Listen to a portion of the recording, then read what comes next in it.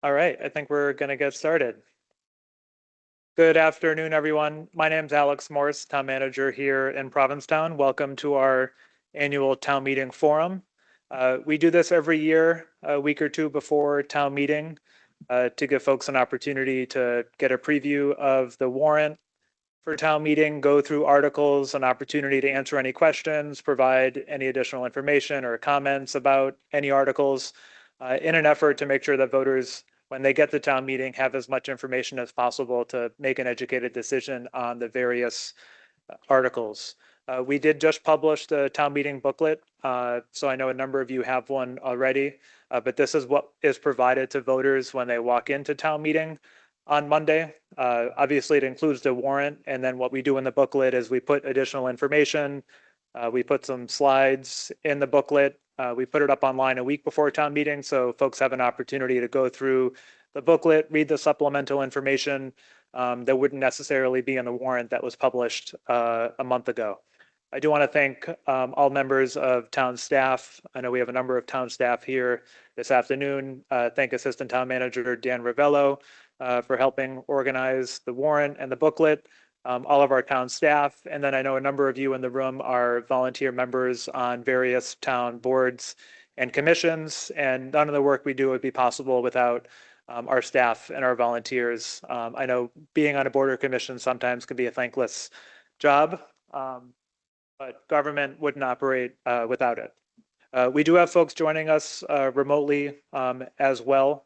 So we have this set up so folks, when you get to the mic, they'll be able to hear you online. And then also Dan will be monitoring some of the questions that people will submit via Teams. So there'll be opportunities for people that are online to engage, ask questions, and also for folks in the room. As usual, some of the articles are recurring articles, operating budgets, so some of them will look very familiar, just with different numbers or different information. And like any year, there's unique articles unique to each year. So you'll see some that you may be unfamiliar with. I'll do my best to explain what those articles are, answer any questions. Contrary to popular belief, there are no stupid questions. So please don't be shy about coming to the mic and, hey, I don't understand this. We don't want to assume. We sometimes use acronyms or have municipal government speak. So please don't be shy about not understanding something that's in the warrant or in the booklet, or if I need to elaborate on anything, please engage, ask questions, and provide feedback. This is also a great experience for us because before town meeting, we get a sense of what some of the concerns are, or maybe where we could have been a little bit more clear. And we can work on that in the coming days before Monday. So I'll go through, we have a slide show prepared that goes through all of the articles in the warrant one by one. Again, some will go through a little bit quicker than others, and some will lend itself to questions and discussion. So I'm not just going to go through the whole thing and then have questions. So if I get to a particular article and you want to come to the mic, I ask that you do come to the mic so folks in the room and online can hear you. We want to make sure everyone hears your questions. And if there's questions online, we'll read those aloud as well. These are some of the motions that are introduced at the beginning of town meeting. The warrant book, as I already mentioned, at the beginning of the book, you'll see a message from the Finance Committee. The Finance Committee is a board appointed by the town moderator to review town finances and provide recommendations on the finance-related articles before town meeting. And then there's a message from the Select Board about activity and accomplishments in 2025. And then I also provided, as town manager, a number of updates in the booklet this year, including updates on the affordable housing lottery that recently opened at the old VFW, the Province Post project. A representative from the community builders will be here at town meeting with a table outside, so folks that are interested in applying for the affordable housing or getting more information could ask questions and get a copy of the applications. And then we also put in the booklet other updates.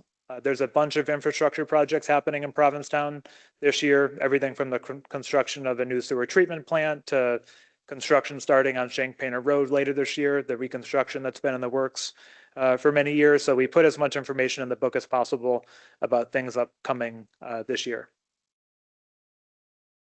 At the beginning of town meeting, we address the budget and financial articles. So throughout the meeting, they're grouped into different sections. There's budget and financial, there's bylaws, there's zoning. This year, we don't have any citizen petitions, so there's not a section for citizen petitions. There's a couple of articles presented by town boards, the Animal Welfare Committee, Conservation and Open Space, and we'll get to those. And then at the end, there's the consent agenda. Article 1 is prior year bills. So town meeting authorization is required to pay a bill from their prior fiscal year. So fiscal year goes July 1, 2025 to June 30th, 2026. These are bills from before July 1, 2025, and town meeting needs to authorize the expenditure of these funds. There already is an identified funding source. It's a procedural vote that we take every year.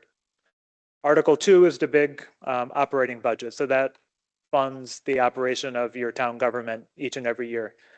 This is the FY27 operating budget. Goes from July 1 of 2026 through June 30th of next year in 2027.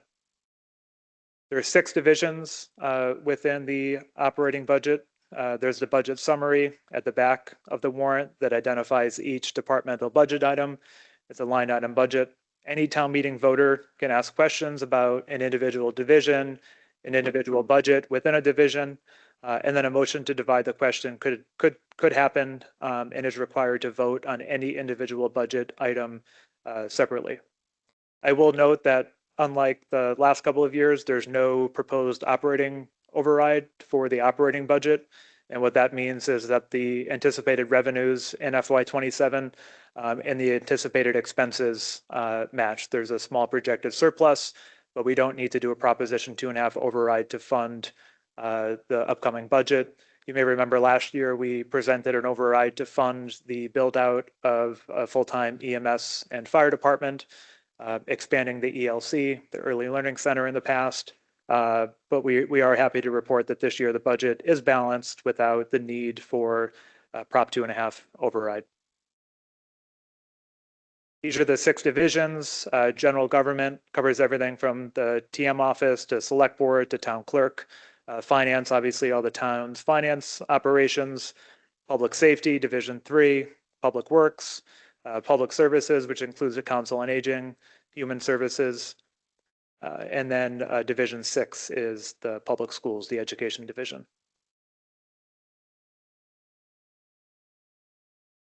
Like any organization, some of the budget drivers that are leading to some of the increases in FY27, personnel expenses, so everything from wages, benefits, union contracts.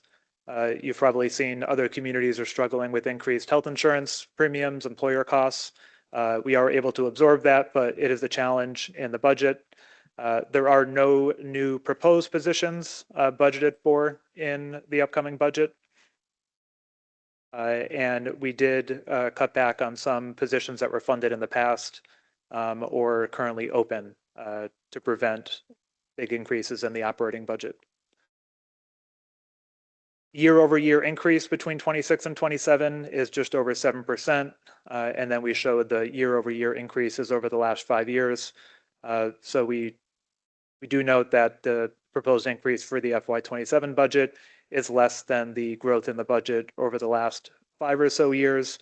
I think we've really hit on some of the fire department, the school department, the structural changes that the town government needed to make to support planning for the future. Article 3, again, a recurring article, Cape Cod Regional Technical High School assessments. The town is charged per student. So this appropriates $131,000 and an additional $45,000 for Provincetown's share of 6 students to attend the Cape Cod Regional Tech High School. That changes year over year depending on the number of students. Article 4 are our enterprise fund budgets. So the enterprise funds are funds outside of the general fund budget. So I mentioned Division 1 through 6. And the enterprise funds are the water department, our wastewater sewer department, the airport, and the McMillan Pier. So the water and the wastewater have traditionally always been enterprise funds. And then town meeting over the last couple of years voted in favor of transitioning both the pier and the airport to an enterprise fund. And essentially, these funds are required to fund their operations through revenue. And so the budget for the sewer department is funded by sewer user fees and betterments, water department, the pier, and the airport. In your book, it goes through the budgets for each of the enterprise funds. And again, it's a budget of both anticipated expenses and anticipated revenues. Article 5 is what's called PEG, or Public Education and Government Access. So if you're a Comcast subscriber, you'll oftentimes, or you're not oftentimes, you'll always see a charge on your bill for public government PEG access. So all subscribers pay a fee. That fee is then, a portion of the fee is returned to the local community to operate public media. That funds the live recordings of select board meetings and finance committee meetings, youth sports. It essentially funds the operation of the Provincetown Community Television. And it's required that town meeting appropriate that money to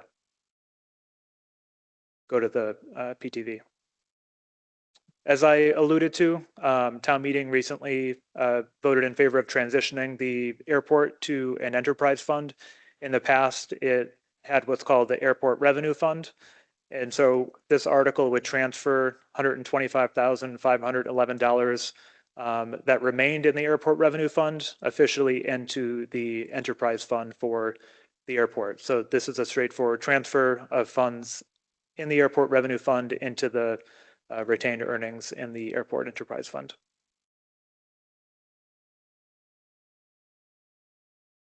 Article 7, derelict vessel removal and cleanup.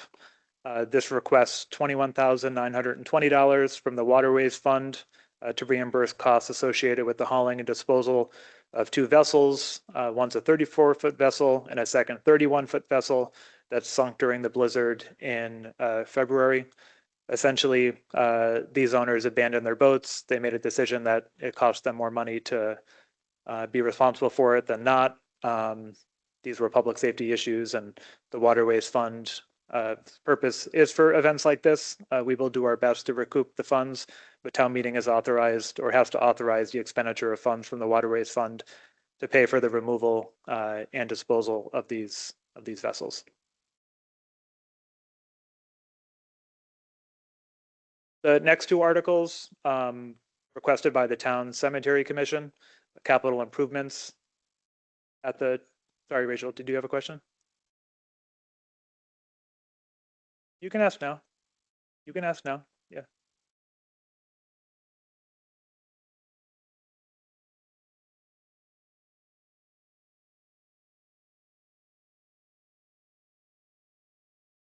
That mode of transportation, I would never deny that. But there was the time when the town taxpayers paid for all the lights on the railway in the place and all. So has that been changed since that time so that they could equalize it and not give us that kind of a burden all the time? Yeah. So there is another article on the warrant we'll get to that addresses winter air service potentially. Article, I think it was for the enterprise fund budgets, include the airport. So ideally, the revenues that the airport brings in, charges, fuel charges, parking, would fund their expenditures. You will see in the capital improvement plan article that there are a number of airport CIPs, capital improvement projects. It is still a town asset and a town airport, so we are using town funds to support the infrastructure at the airport. Although we do get a lot of grants from the state and the federal government to help fund the bigger infrastructure investments. Satisfied my curiosity. Thank you so much for your time. Oh, thanks for the question. Yeah, go ahead. So on a requirements on the water insurance, and you go back and collect those insurance. We do. I don't know if our harbor master wants to elaborate at all on that. Come on up. All right, yeah, the question was about insurance for boats on the water, and thank you for asking that. My name is Pete Witt. I'm the harbor master here in town. So all vessels are required to have insurance, and we check when they enter the harbor if they do. In fact, we raised the insurance limits this year to better match the anticipated costs of salvage. In the case of there's two vessels here at issue. One became our charge several years ago after many attempts to make the vessel leave, and finally the person was long gone and it was just derelict, and the ability to like find that individual is very hard, and so and that one wasn't that expensive to get rid of. The other one, that individual, we actually brought him into the office and had him buy insurance in front of us and pay for the year policy up front. And then when he skipped town at the end of the season, he canceled that policy. And we, of course, were named insured on the policy, but cannot find record of a cancellation notice being mailed to us, which would have alerted us to that fact. So one of the avenues we're pursuing is making sure the insurance company fulfills their obligation. So our hope is that that avenue ends up paying the town back for the costs of that, and then we can rescind the money back to the Waterways Fund. But just because town meeting is coming up now, we thought it was a good time to have the money in our pocket if those avenues failed. But thanks for the question.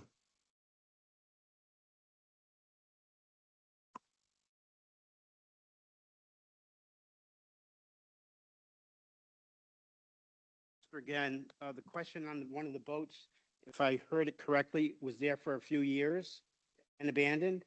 Why wasn't the boat taken out of the water and put on land? The question about the boat that we had for a few years, the vessel weighed about 12,000 pounds and was 34 feet long. And so even removing it costs a lot of money, and the town and municipality does not have the equipment to move a vessel of that size. So the first thing we tried to do was rehome the boat to a better home, but none could be found because it was in a pretty sorry state.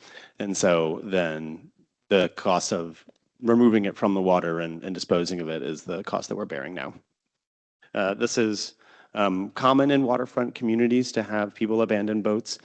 Provincetown is essentially at the intersection of boats can be easily moved into town, they can provide housing, and they can be very expensive to dispose of when you're done with that. And so people can sometimes find it to their benefit to abandon boats instead of take responsibility for them.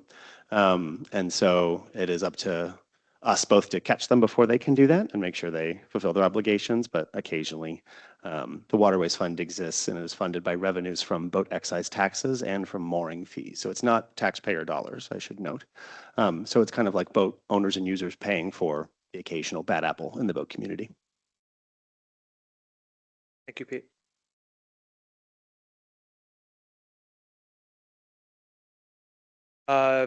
All right, so Article 8 and 9, again, are from the Town Cemetery Commission. The first one, both are coming from the cemetery fund.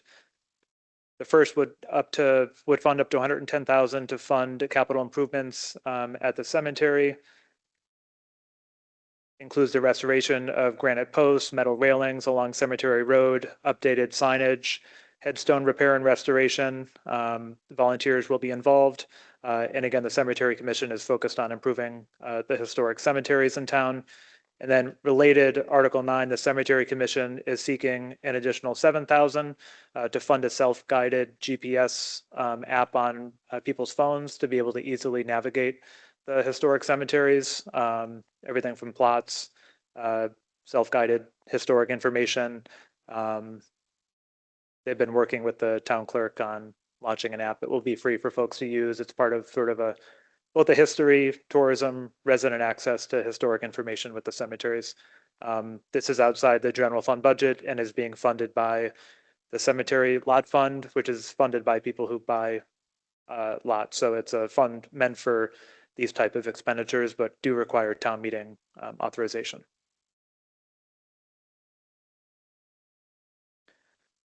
Article 10 is an article from the Open Space Committee. It's the acquisition of the property at 43 Atkins Mayor Road for conservation and public passive recreational use.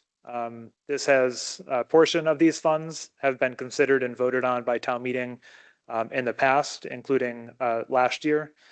The total cost of the purchase of land is $935,000. In 2025, town meeting approved $95,000 from the Community Preservation Act. In this year's warrant, there's an additional $155,000 from Community Preservation Act. There's $250,000 that is pledged through fundraising, and then the difference, the $435,000, is planned to come from the Land and Water Conservation Fund grant. So again, this is not debt exclusion. It's outside the general fund budget.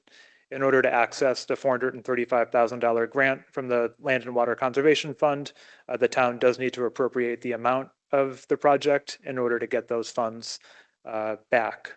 And so again, this isn't a added tax burden, but it is a required article to advance. In your booklet, I know it's not up on the slide. I think there's an image of the map and the parcel. The Open Space Committee over the last several years has done a really great job of working with the town on putting more property and land into passive recreational use and into open space. And they've worked really hard to get as many grants from the state and federal government and money from fundraising privately. So.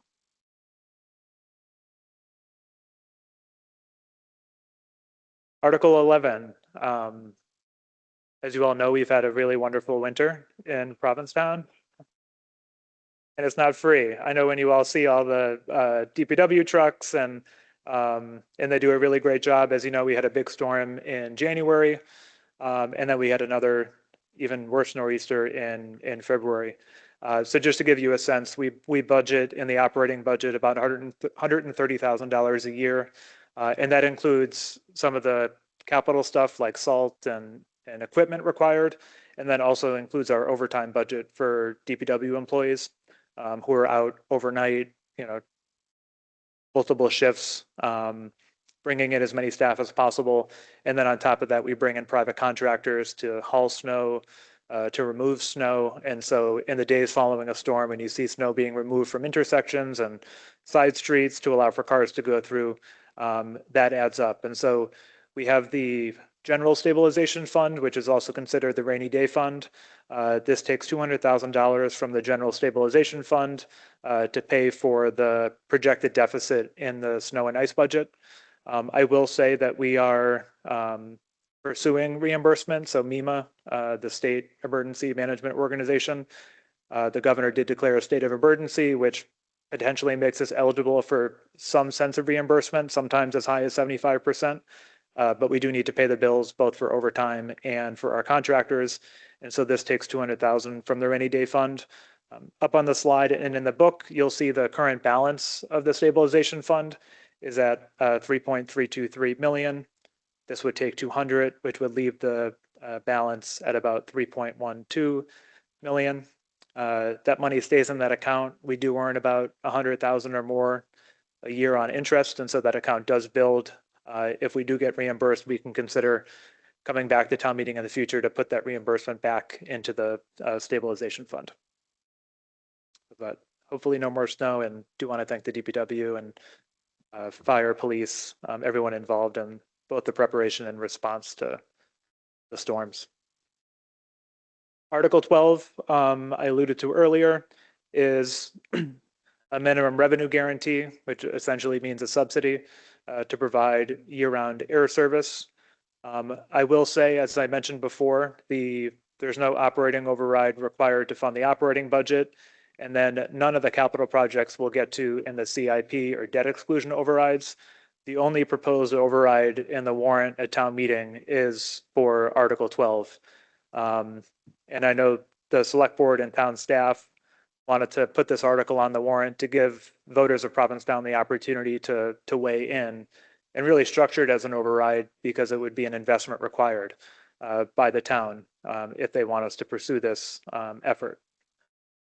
This would fund up to $332,000, again, to fund a MRG, minimum revenue guarantee, with an airline to provide year-round air service. Following the select board's directive a couple of months ago, town staff, representative from the airport commission, we've worked with air carriers over the last 2 years since Cape Air's announcement that they would discontinue winter service. After meeting with a number of carriers, the only viable option remains to be Cape Air, given their capability, their infrastructure, their relationship and access to gates at Logan, TSA, but the town would need to provide an annual subsidy up to the $332,000. In talking with Cape Air, they essentially say winter service ended about 2 years ago due to a combination of factors. Passenger demand had declined prior to COVID and continued after COVID. A pilot shortage emerged. They've had to reposition crews from Hyannis or Boston. Inflation resulted in the increased cost of doing business. And they say that historically they would offset winter losses with summer profits. And they say as less people use Cape Air, that's been more difficult to do. As I mentioned, the town has explored multiple options with other airlines, but there's a number of challenges to that effort. New entrants, as I said, don't have access to the traditional gates at Logan. There is some alternatives, but a private terminal, which would drive the cost up of those tickets to be essentially cost prohibitive, up to $400 per flight, and unable to connect to connecting flights. We also have infrastructure constraints, so we really can only have up to 9 passenger planes given the size of our runway. So it's very difficult to, when people suggest sort of these bigger airlines, we really can't accommodate those type of aircrafts at our airport. And just a new entrant would need to build infrastructure from scratch. And so again, Cape Air really remains the only carrier positioned to operate this route efficiently, though we will continue to engage with others as we can. Grants and federal funding. I know there's been some in the community that have mentioned what's called EAS, an Essential Air Service Program. The town isn't eligible for an EAS grant. We reported that to Select Board a couple of years ago, right after Cape Air made this decision. But we are eligible for what's called the SCASD program, the Small Community Airport Development Program. Regardless of the fate of Article 12, the town plans to apply for federal funds from the U.S. Department of Transportation, this specific SCASD program. And essentially you apply for the cost of a 3-year subsidy. We have no assurances that we would get this grant, but we are applying for it. The solicitation did open last week, and we've hired a consultant to help prepare the application that's worked with other rural towns. The point of the program is for funds for cities and towns to fund these type of agreements. But the only way to assure bringing back air service is if the town was to fund it itself. So again, this is going to be up to voters on Monday at town meeting. But I did want to touch that we are pursuing grants. Yeah, go ahead.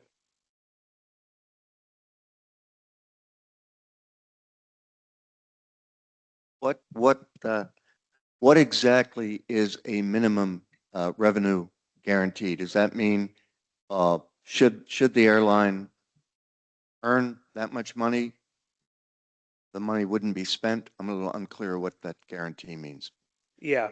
So I know in a couple of slides I'll get there. So the 332 is essentially the max subsidy required. And the assumptions they're making in that calculation is that there's a 45% load factor, which assumes that 45% of any given flight would be at 45% capacity. And so for every seat filled in addition to that 45%, that subsidy essentially would go down. It also makes assumptions about the average base fare. And so the 332,000 also assumes a $75 average base fare, plus an additional about $15 for service fees for a total of about $90 per ticket. The more people on the planes, and obviously the more expensive the average base fare, the less the subsidy. So if you see on, I'll get back to the slide in a second. So 4 bullets down, $332,000 subsidy. There's an additional $100,000 in revenue from ticket sales. There would be $232,000 owed from the town to Cape Air for the remainder of the subsidy amount. In initial conversations, they've proposed sort of a monthly reconciliation. So there would be tracking of the ridership data, how many people are on the plane, monitor that. And we'd be able to share that data in the event this moves forward. Obviously, this would be not for this winter, but if it moves forward, and it has to pass both a town meeting on Monday and would also have to go to the ballot on the election on election day in May and get over 50% of voters in a town meeting. It needs 2/3 support because it's an override. Yeah, go ahead. Yeah. Hi.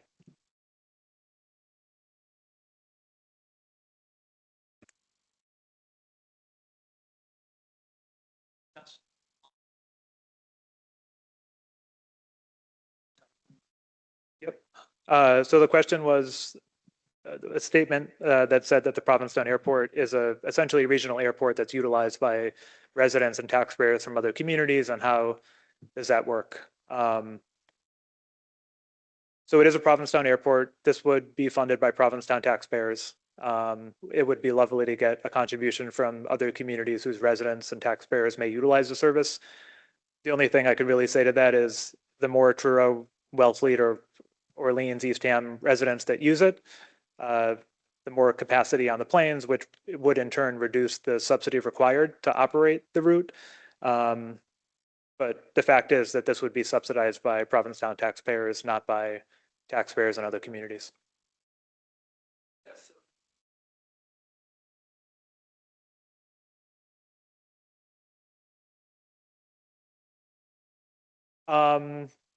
Like initial conversations, but Provincetown, if we want to get this done, Provincetown needs to take the lead. It's something we could revisit or talk about in the future. And in our draft application for federal funds, we do have sort of a population analysis, and I do have a slide on here on how many people are actually utilizing the route over the last few winters, just to get a sense of, let me see if I could pull that. Oh, great. That's what I was going to ask. Here's a slide that shows years 2019 through 2026. Obviously, the data really isn't that helpful the last 2 years because it wasn't operating. But you can see in January of 2019, there were 340 passengers who flew on Cape Air. In 2020, that went up to 421. In 2021, that was down to 130. 2022, 152. And then it actually did start going back up. In 2023, it was up to 273. And then in 2024, it was up to 300. So I think this is also in the book, if you can't see it up on the slide, just to give you a sense of ridership over the last several years. And then, as always, with any override, and this is the only override on the warrant, we like to give people sort of a estimated annual tax impact. And essentially, this, based on the subsidy amount, it's $5.99 per $100,000 assessed value. So you can, if you know the assessed value of your home from the town, you do the $6 times whatever the value of your home may be per year. My question is, why is this so important that we would want to fund these 200, 300 people to get here during January when they have other alternatives such as the bus and car? Are we just funding those wealthy people to offset their cost? Yeah, I think, again, it's going to depend who you talk to. I will be very transparent. I'm not here as a representative of Cape Air. And what I will say is that having an article on the warrant gives voters a choice. If it wasn't on the warrant, there would be no option to return to winter service. And so after looking into this over the last 2 years, and absent any intervention or federal grant, we just simply wouldn't have winter air service. And so this is an option to consider a path to return to winter air service. May not be the only path, but it's the quickest path. And at the end of the day, it's going to be up to voters to decide if they're willing to make this investment. It's certainly not utilized by every resident, every business owner, every taxpayer. I would argue that not every public amenity that is paid for by taxpayers is used by every taxpayer. But each person's going to have to make the best decision for them. I'm not a salesperson for Cape Air. My responsibility is to give the facts as to a path to return air service.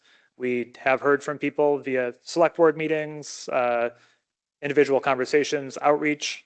There have been residents that have reached out about medical appointments, folks that have remote jobs that need to go into the office. So I think there is a subset of the community that would utilize this. And I think it has had an impact on some community members. So again, it's up to each voter to make a decision on this, and we're doing our best to try to provide as much information as possible.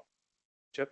I don't want to see, nobody wants to see it go away, but is there going to be a requirement for a minimum fare? Because what's to keep Cape Air from dropping their price to $29 and then give the town a bill for the balance?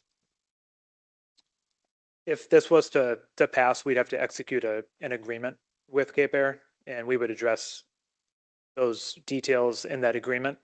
Yeah, they wouldn't be able to artificially inflate the numbers so that they're getting a certain amount of money from And the then town. what happens if the similar thing happens with the ferry companies? And they need to make a minimum and they're going to come to the town. I mean, I just think it opens up a door that we might not want to open. Yep. And then what happens in my business? I don't make enough money. Can I give the bill a town? Give the town a bill? I mean, I think it opens up a door that we might not want to open. Thank you. I was just curious, the last year that Cape Air operated in winter service, they serviced 1,793 passengers. That comes out to about $185 per ticket roughly for the passengers that were there. There's been no talk at all, at least that I'm aware of how many of those 1,793 tickets were unique users and not just employments of repeat passengers. But really, we don't understand what segment of the population we're serving with this bill. The other question I had was just sort of, if we do vote for this and we do approve it in the town election and next year Cape Air doesn't do it, does that money come back on our taxes or does the town get to use that however they want? It's a good question. So the mechanics of an operating override, if voters approve the operating override at town meeting and again at the ballot, it becomes a part of what's called the property tax levy. So it stays on the property taxes. There would essentially have to be what's called an underride, where we would return to town meeting to lower the tax levy the appropriate amount if the program was to end.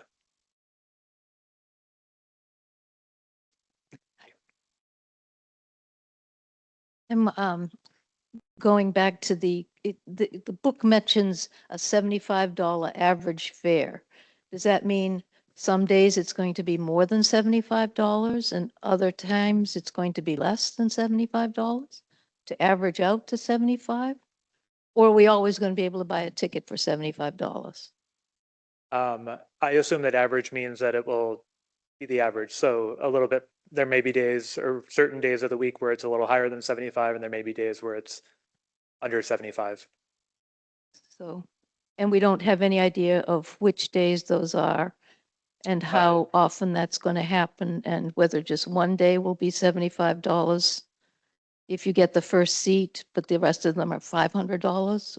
I mean, it seems very Yeah, nebulous. one of the things we've brought up with them is, can it be structured where the base fare of $75 is for Provincetown residents or taxpayers? And is there a way that the town can help provide a list of residents, publicly available information where someone at Cape Air could go through a database and, because they used to do the passes and the books and the Provincetown fare, but it was also very informal. You called and said you lived in Provincetown and gave you the $80 flight or whatnot. So we have suggested and that maybe we work with them to figure something like that out to address the Provincetown versus a resident from another community that maybe they would pay a little bit more. But I don't know the exact fare for every day. I did pull up this is also subject to change based on the will of the community. This is sort of a draft or a proposed flights in and out on the $332,000 subsidy amount. So you can see the Boston inbound flight and the Provincetown inbound flight. This includes flights on Sunday, Monday, Wednesday, Thursday, Friday, Saturday, with no flights on Tuesdays. Yeah. Thank you. So if you're flying to Florida on Tuesday, you're out of luck. You're back to the old way. Second question is, we have an article further ahead to build a snow removal equipment building. If we keep the airport closed in the winter, do we still have to build that building? snow removal equipment for the airport Yeah, it's in, specifically? yeah. Yeah, so I mean, it's still an operational airport. There's still a lot of traffic in the summer. We charge landing fees now. And Cape Air and other airlines could operate in the summer. So there are still some activity happening in the winter in the off season. I could get more information specifically about that project, but Okay.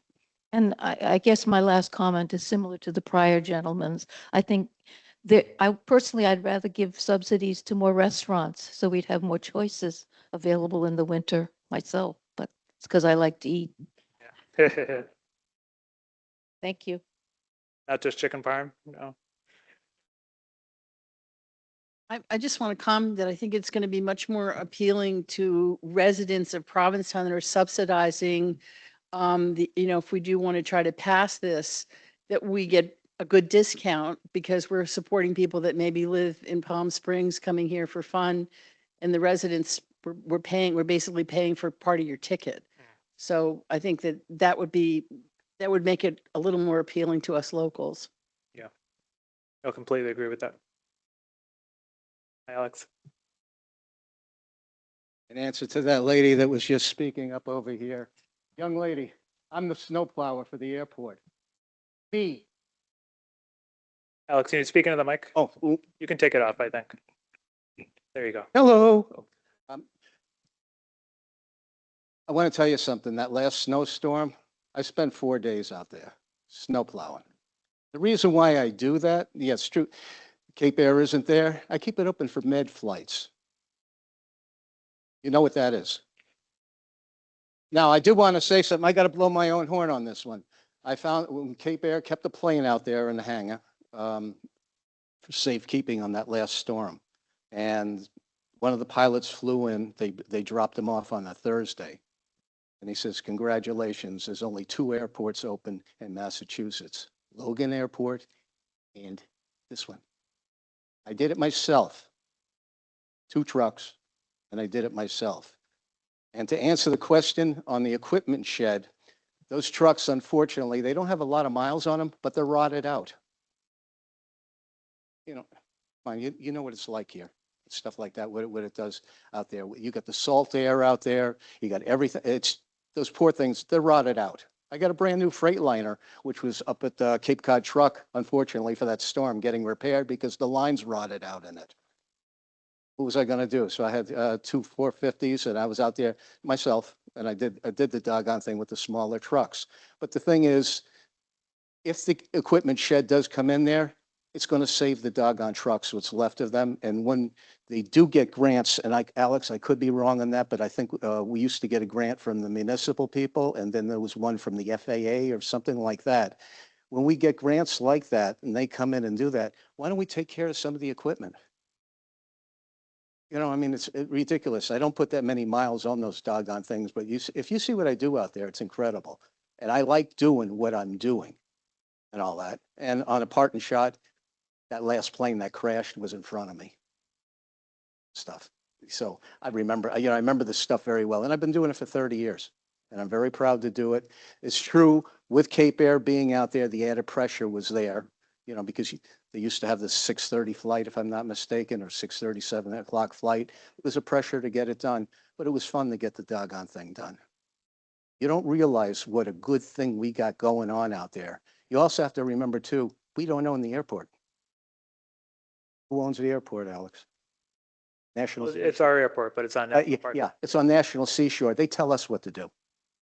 Didn't we have to deal with them and stuff with the National Seashore on the thing? I'm just saying to you, it's one of those kind of things. You know what I mean? Things happen and all that, but we're very fortunate to have the doggone thing.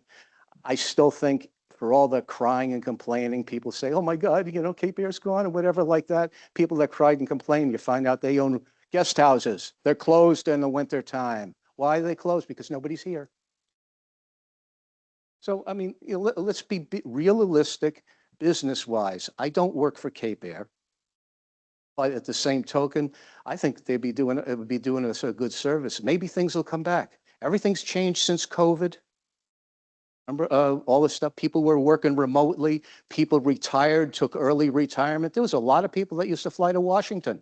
They go out of here, boom, boom, boom, they go down there and all that. So, and trust me, ask me how I know. In there, stuff like that. So, not to belabor the point, but I do want to tell you, the equipment shed would be a nice thing. It's not something that, it's not a dance hall. You know, it's where the trucks are going to go in there. It's going to protect your investment. Thank you for letting me Thank you, speak. Alex. Oops. Question for the defense of the article from the perspective of the town. I think some important facts need to come out. One, how many medical flights were there in this period of time? And you have Howe and you have Age Support Group that I know utilize that, and Council of Agents utilize that to get people to their doctors in Boston. I think that's an important question that has to be addressed. So we know what percentage is that, or what percentage are second homeowners or whatever.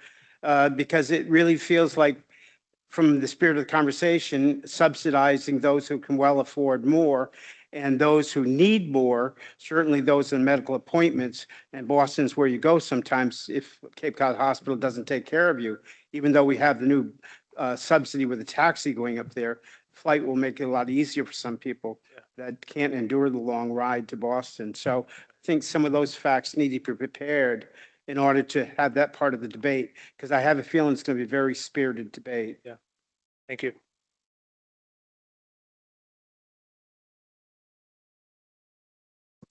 So it sounds like there's three parts to this. The first one is the upcoming town meeting where we're agreeing to have the override. And then you're saying it's going on the ballot, which is the second step. Sounds like there's a third step as well, which is then to negotiate the deal with Cape Air. And that's going to flesh out some of the details like the schedule, the fare, potentially things like a database that they can use. That third part, and I think those details are important to some people, is that the work of the airport commission? Is that a future article? How does that come about? So it would be an agreement between the town and Cape Air, and it would be negotiated have to be approved by the select board. And so there would be public hearings and public meetings. It would be a public process. Okay. The town meeting's the appropriating body of the funds needed to negotiate said agreement. So when people are looking at the things like this proposed schedule and everything like that, that's not necessarily what we're voting on in the next two votes. So that could be subject to change theoretically, right? I know the board, if this moves forward, would want to see public input and comment on, this is the schedule from initial conversations with Cape Air, based on feedback and sort of data on ridership. But the town certainly, if there's interest from the board to, hey, we're hearing from residents that they prefer a flight on Tuesday rather than one on Wednesday, then that could be subject to negotiation. Got it. We wanted to show the overall number of flights because there is a more expensive option that was, they presented a $400 and something option for 6 or 7 flights. The more flights you want and the more options you want, the more expensive it's going to get. Got it. Cool. Thank you. I just wanted to say to the previous speaker, Okay. I'd be glad to help you shovel. Since you called me a young lady, I love you.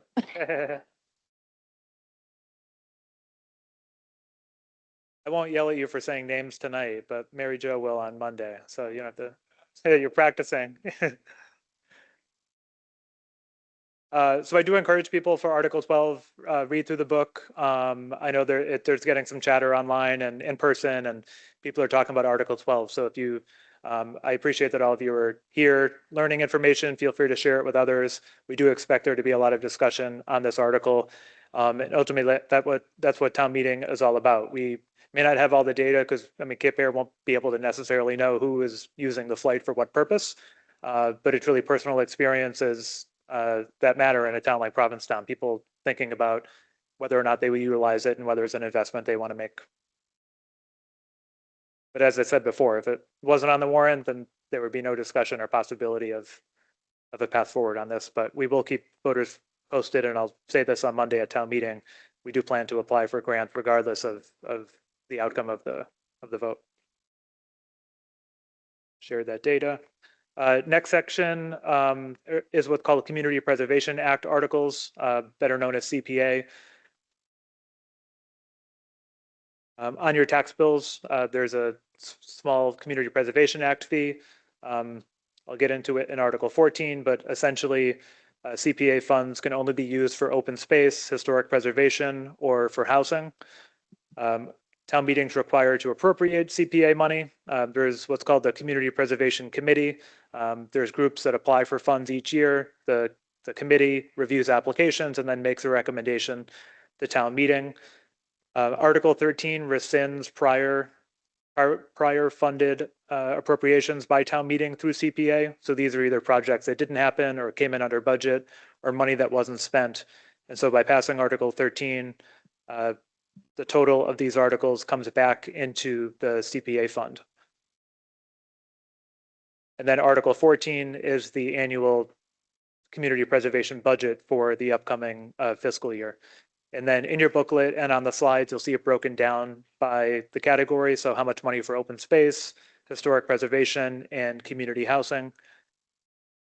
And then you'll see the breakdown and the recommended budget from the Community Preservation Committee, the different projects. So everything from administrative expenses, $10,000 for a community housing project in Harwich, money for the Lower Cape Housing Institute, almost $500,000 to the Affordable Housing Trust, which funds our down payment assistance program, rental assistance program. Open space, $155,000 towards the purchase of 43 Atkins Mayor Road, which I alluded to earlier. Another open space and recreation for $10,000 for the B Street Garden shed replacement off of Brown Street. And then $60,000 for the Provincetown Cemetery Commission for going towards the capital improvements at the town cemetery. So again, these are monies outside of the general fund budget. CPA articles are recurring every year, but the projects vary year over year depending on who applies and what projects are happening.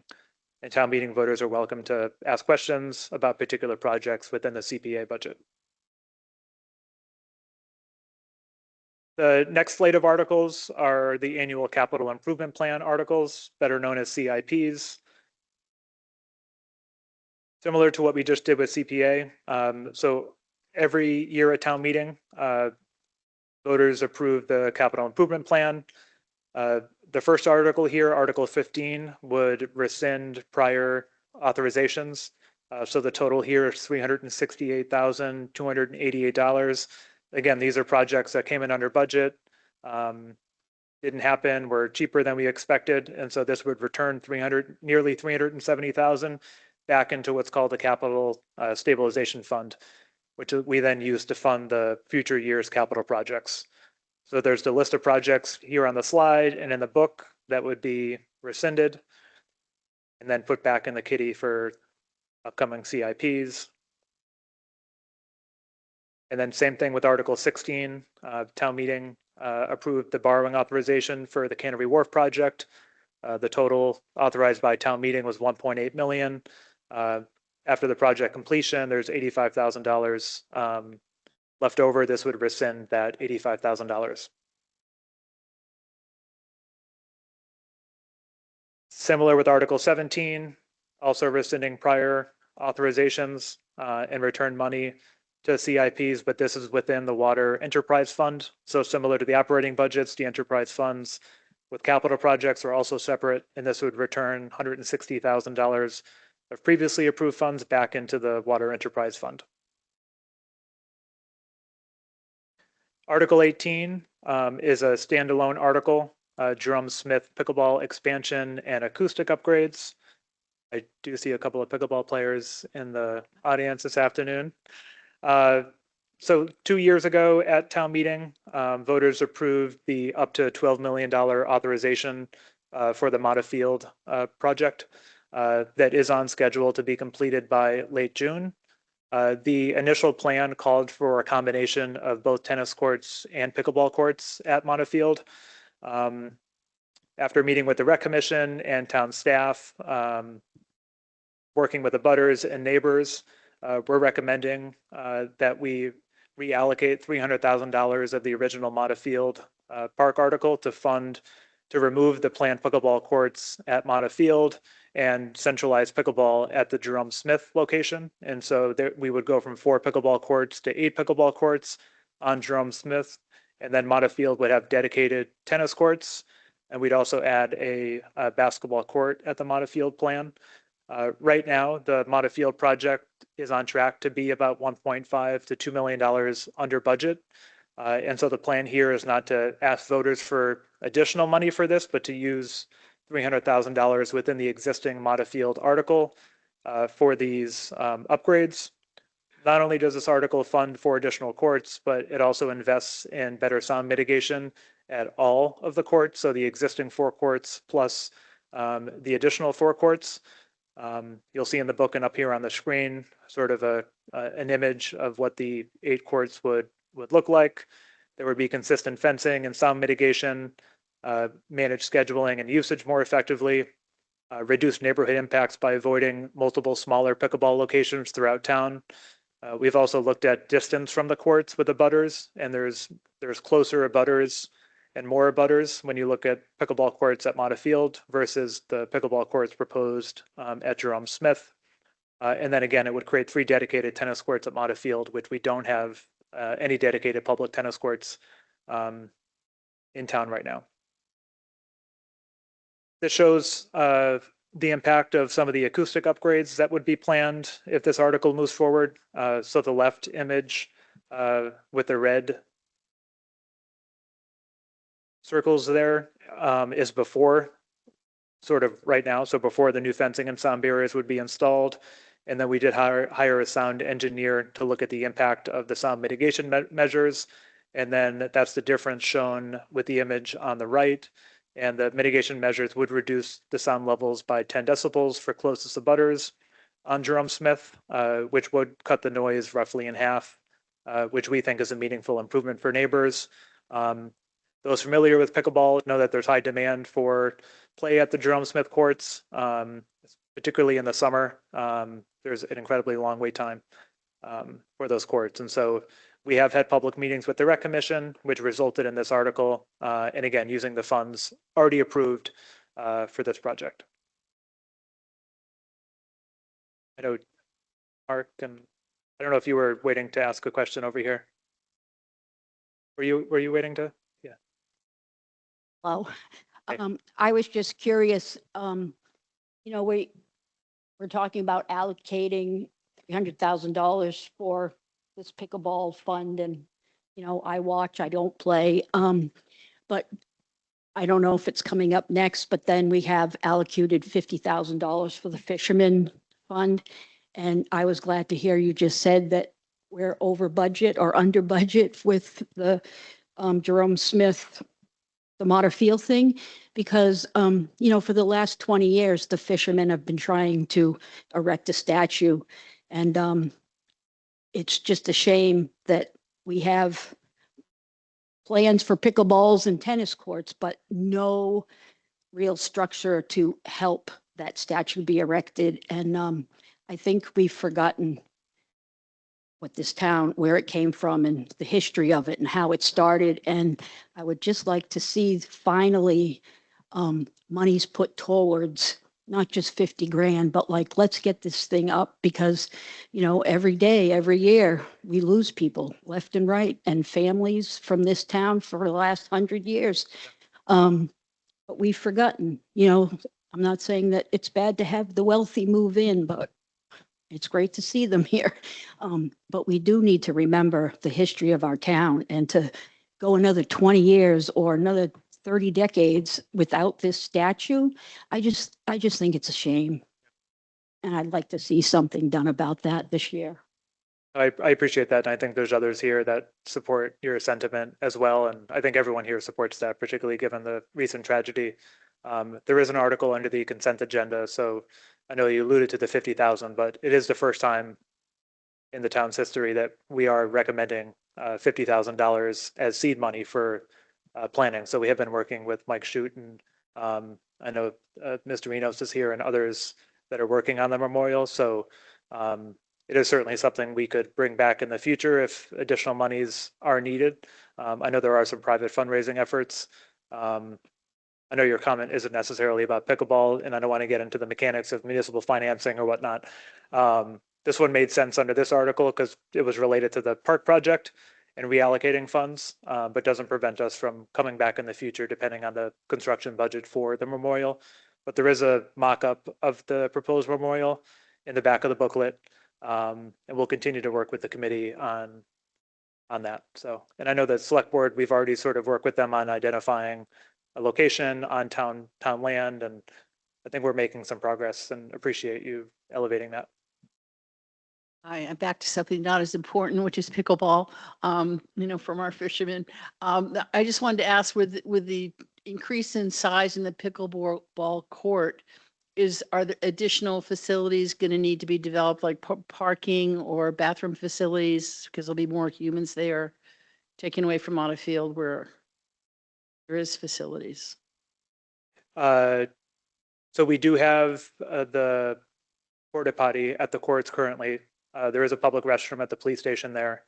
Some of the amenities that will be added, I think, are picnic table, like a couple of picnic tables, and making it more of a little bit of gathering space, but it's mostly just the pickleball courts and the acoustic upgrades and a couple of tables and water fountain shed. Yes, there's parking. Parking in town, obviously, is always an issue. A lot of players bike or walk, and so we encourage people to use alternative methods of transportation.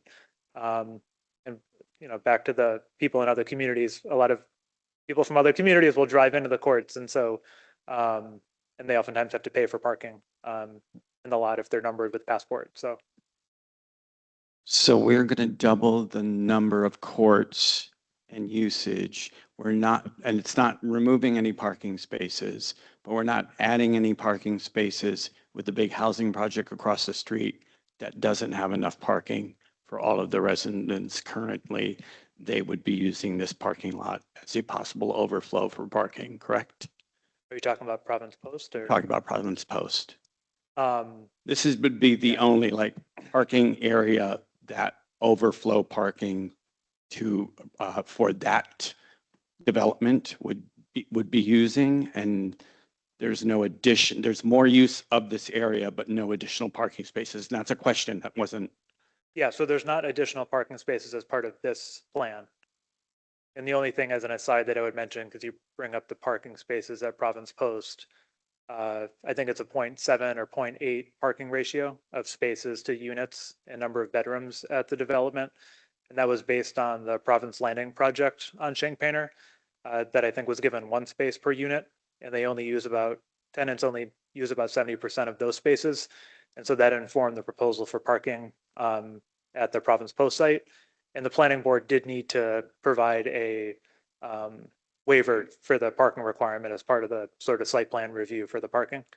And one of the other things we have presented to the select board is the feasibility of adding additional parking on Route 6.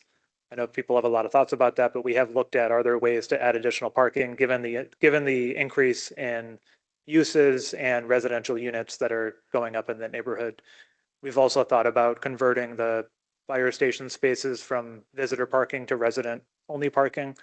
So we are looking at options in the neighborhood because we know there's a lot of sort of development and construction in that area.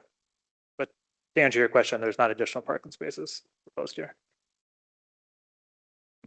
I'm a fan and supportive of this. I just wanted to make a comment that I think anytime the town is planning to sort of take forested land or land that is otherwise not built upon, that there is some sort of mitigation plan associated with it. For instance, subsidizing something on the conservation side of things, or finding another part of town where some additional landscaping can be added, just because I think there is sort of an end to when we can find as much space as we want, through some of the smaller ecosystems, if you will. But I just think it's important as a best practice that we try to just figure out, if we're taking something here, where else can we put something into another location? Yeah, that's a good idea. Thank you.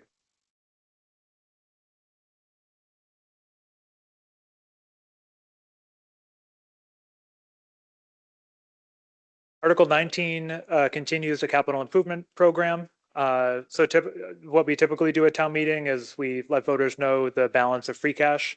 And free cash is essentially you have your revenues, you have your expenditures. So in any given year, if revenues exceed expenditures or you don't spend as much as you planned, that results in your surplus. So in FY 24, FY 25, we just got certified of $3.2 million in free cash, which is money available to fund the capital plan every year. So we're starting town meeting with just over $3.2 million in the free cash account. And we typically go to free cash and the capital improvement stabilization fund to fund the capital plan. And we try to use these funds primarily to avoid having to ask voters for Prop 2.5 override for any capital projects. So the first motion in Article 19 is CIP Motion 1. So all of the projects coming from free cash. There's a list of projects in the book and up on the slide that total nearly 2.9 million. And this is the total number of projects, or the number of projects that are being proposed in the CIP that are funded from free cash. You could go through these. On the left there, you have the department that the project's in. The middle, you have the project descriptor, and then on the right, you have the cost of said capital project. I did want to touch on Article 19-6, which are the public bathroom improvements and renovation. You may remember that at last year's town meeting, there was an article and resolution to support the transition of town public restrooms to being all gender inclusive. And so Article 19.6, the capital projects within free cash, does include a free cash appropriation to fund renovations and improvements at the MPL Comfort Station bathrooms, approximately 300,000. Initially, we got an estimate for north of $1 million to do a full-scale renovation.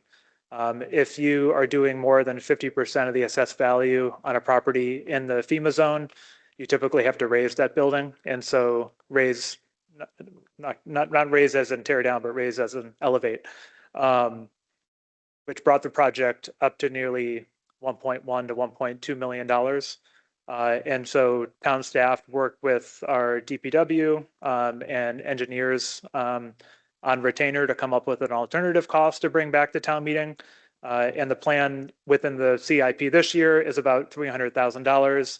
It makes minimal structural changes. It reconfigures select fixtures to improve comfort and privacy, as a lot of the complaints we got were about urinals and dividers and privacy. This plan installs full floor-to-ceiling partitions around all toilets and urinals, again ensuring privacy and comfort. It adds 2 dedicated ADA family single stalls to the building to increase accessibility and provide additional amenities for families. And then it also does create a separate space for the bathroom attendant.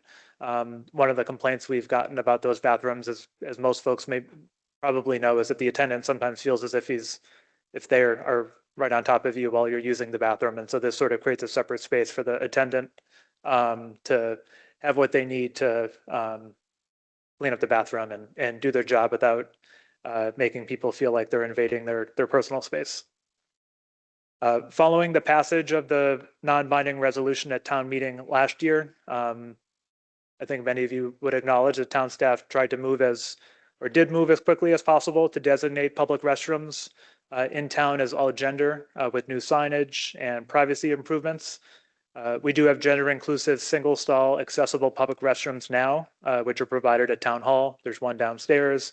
There's 2 at the VMCC. There's 4 at the Provincetown Library, 1 at Cannery Wharf, 1 at the police station, 2 in the works at the Mata Field Pavilion, and then 2 at the Macmillan Pier Comfort Station if this article is approved.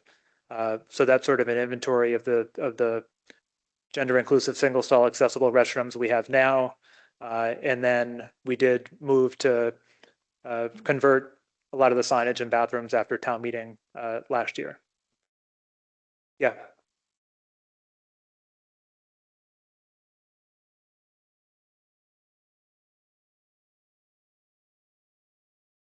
Page 47.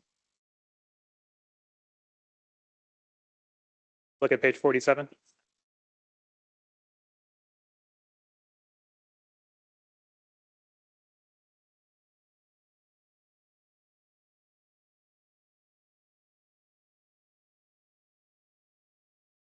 So I did want to show a rendering of the Macmillan Pier Comfort Station bathrooms now. And these are probably the most utilized restrooms we have in the center of town. So you can see what they look like now. So you can see urinals on the back left there on the image on the right. You can see the stalls. And then essentially, if this plan was to move forward, it would create floor to ceiling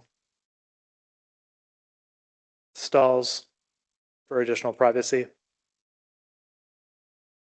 This is a image mock-up of the currently proposed MPL public restroom renovation design.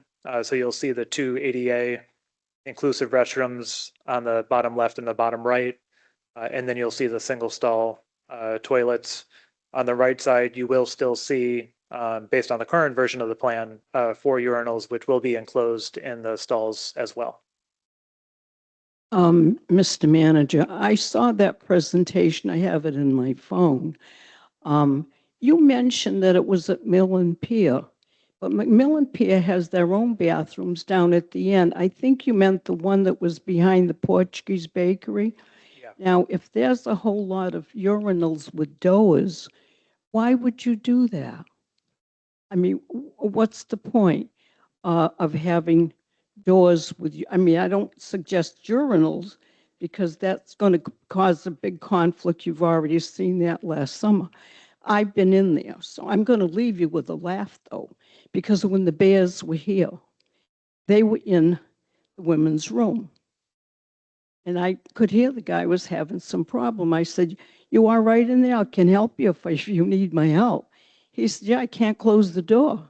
And I said, "Well, okay, then you can use the handicap." And the lady sitting there said, "No, he can't." I said, "Why not?" She said, "He's not handicapped." I said, "He has the handicap. He can't close the door. So I'm going to let him use it, and I'll take the responsibility if anybody says anything about that." But my question is, why would, it looks like those were urinals on one side with doors. I don't understand. Is it because men would prefer urinals? I don't understand it. I guess that's what my question is. Why would you have a whole line of those and then doors? Is that the reason? Because some prefer that? I think I mean, I don't have a problem. It looks fine to me. I don't have a problem with doors and all that. But that was a technical question. Yeah, I can't speak to everyone's preference, but I know throughout the process, there have been some individuals that have expressed a preference to Mhm, keep urinals at some of the public restrooms. mhm. One of the complaints we got about the transition to gender inclusive restrooms is that the urinals were in very public spaces. And so Uh-huh. they didn't want the urinals to necessarily be in people's eyesight. And so we wanted to make sure that there were private inclusive stalls. Okay, well, you've answered weren't my visible. question So, because, I mean, it looks fine to me.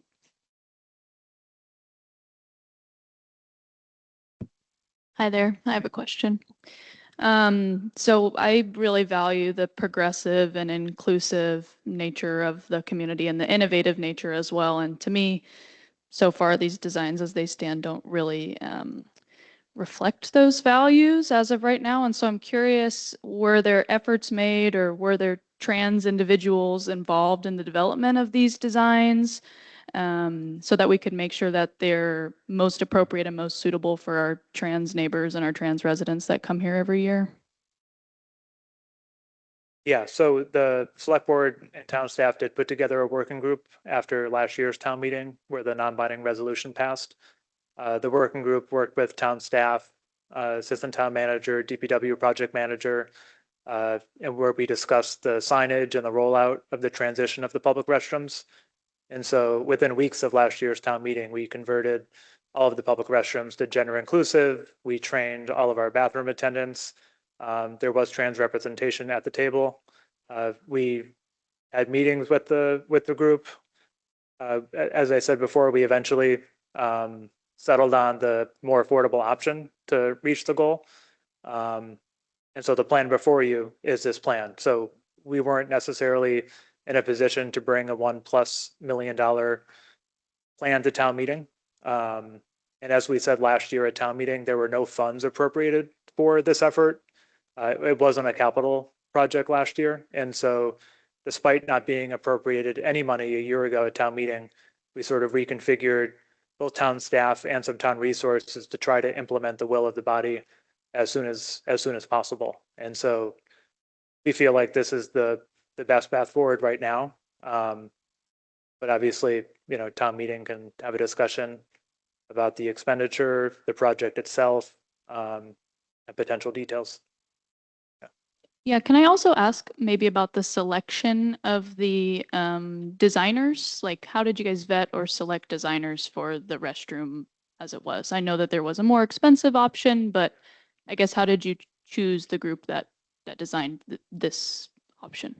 So because we didn't get any money allocated to the effort, we used the engineer and architect that we use for other projects that we essentially have on retainer to keep the cost low.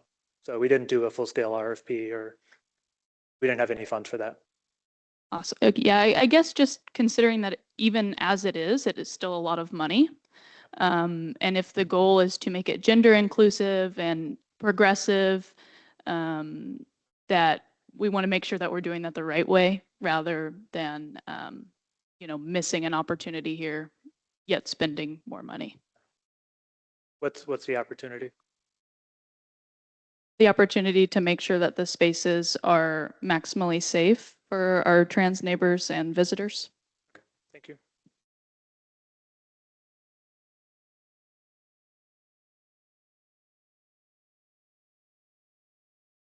Few questions. Yeah. So that I think a lot of you saw me last year. I was the person who authored the Article 20, which is for gender inclusive restrooms in town. And I feel really committed to making sure that we do that in a way that follows the building code and does the very best we can do in Provincetown, and so we can lead and make it safer here. So I want to make a point, but then I want to ask a couple questions. And one of the points I have is that we're about to fund this, which is a life-saving measure, while the rest of the world is making it very hard for me to, I'm trans. It's illegal for me to travel to a lot of states right now. I can be arrested for using a bathroom in, I think, 5 states at this point. It's very dangerous, and it's dangerous here. Unfortunately, there's a lot of attacks on trans folks here. It's why we brought this issue. So the point I want to make is right now we're offering to fund it equally to some pickleball courts. And it hurts my feelings that that's how you value my life. And that's how you value the trans youth who are being attacked. I think we can do a lot better than that. I don't believe trans people were included in this process. I was included in this process for 2 months, and then the working group was disbanded. I am the only trans person who has weighed in on it. I would encourage all of you to question why that is. So I want to ask Alex again, how many trans people have been engaged in this process? Yeah, I'm really not interested in having a public back and forth about this. You know, it's just a question of the numbers. How many people If folks in the want community were engaged in this process? public records requests, we had a working group. We updated the working group with updated designs, communicated with the working group, including you in September about the design updates, the cost, the $300,000 cost, asking the members for feedback. Didn't hear anything for months. And as I said at select board last week, town staff show up at town hall every day to do our job. We can't be at the whim of people that come and go. So I'm happy to have this conversation. We work with people who design bathrooms, know how to make accessible bathrooms. I understand you're an architect. You were on the working group. You had full access to town staff. Could have provided feedback over those couple of months. You wrote us in November. I responded with the town's position. So I think you have to trust the intent. I know there may be disagreements about this design. If you think we should spend over $1 million, then that could be an opinion. But I believe that this is a reasonable plan to make what are very well utilized bathrooms gender inclusive. I would dispute most of what you just said. Okay. So I will ask this. Is this really the best we can do? I was never asked to weigh in on this design, You are. but I was not. We have not met since July, and these designs did not come out until the fall, and they're just being released to the public today. The So design. I'm not going to debate that with you. We Well, I'm not either, because anyone could do a public records request. It is my belief You were emailed that the any plan that says marginalized that community doesn't who is being harmed through violence, through public facilities, has a right to participate in the process of weighing in on how to make those facilities safer. So I would like to ask everybody to press the town to include trans people in this process going forward. I would also like to ask, last year when we brought that article, we voted to update all of the public restrooms in Provincetown. Is there a plan from the working group that I'm not attending anymore because it doesn't exist to address the other 4 public facilities? The airport I know is an unknown, but we're looking at the pier, we're looking at the town hall, the firehouse house 3. I'm drawing a blank on one of them. Mata Field, if it has bathrooms. Is there a plan going forward? Yeah, so I did document the number of bathrooms that are already gender inclusive single stall, including the 2 new bathrooms at Mata Field. I think there's a small amount of money in addition to the work needed at the MPL Comfort Station for some improvements at other bathrooms. I think, again, when you look at the CIP, this is specifically for that bathroom. I think if you want to continue a conversation about the future of toilets versus urinals and what all of the town restrooms look like, I think the select board is probably the best avenue who can provide town staff with direction. But honestly, town staff, we have good intent and we're doing the best we can to fulfill the will of voters last year. One of the options after town meeting last year was to do nothing because it was a non-binding resolution with no money. And again, within days, town staff identified existing resources and tried to advance a plan. I have no interest in having a public back and forth, but you were included on an email in September with the very plan that was on this slide, and you didn't respond with feedback. So we can't work with non-response. Our commitment was to bring something to town meeting. You may disagree with the outcome, and you are participating by being a Provincetown voter at town meeting. That's the appropriating body. You have every right to vote no and try to convince other voters to vote no. But the facts are the facts. I stated this publicly at the last 2 select board meetings. Folks are welcome to go listen to those meetings.